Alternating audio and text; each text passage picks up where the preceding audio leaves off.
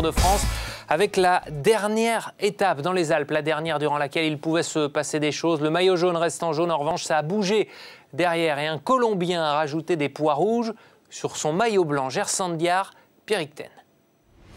En jaune, à l'issue de la 8e étape, Christopher Froome n'a plus quitté son maillot et a une nouvelle fois confirmé son statut de leader intouchable sur cette 100e édition de la Grande Boucle.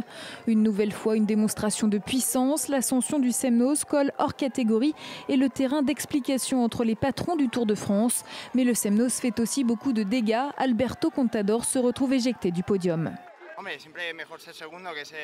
Mon objectif sur ce tour était vraiment d'être premier, pas d'être second ou dans les 10. Mais je suis tombé sur un adversaire qui était vraiment trop fort. L'objectif initial était d'aller chercher le maillot jaune, pas une place sur le podium. À 10 km de l'arrivée, quand Nairo Quintana et Joaquim Rodriguez attaquent, le coureur de la Sky ne laisse personne s'échapper. Mais au final, dans ce débat entre les trois hommes, c'est le Colombien révélation du Tour 2013 qui tire son épingle du jeu. C'est comme si j'étais en train de rêver. Ce qui se passe est phénoménal. Aujourd'hui, je ne sais pas comment faire pour les prochaines années, mais l'idée c'est de gagner un jour le Tour de France. Une victoire qui permet à ce jeune coureur de 23 ans de prendre la 2e place du général, mais pas seulement. Meilleur grimpeur, Quintana endosse aussi le maillot à pois et celui de meilleur espoir. La relève est donc assurée.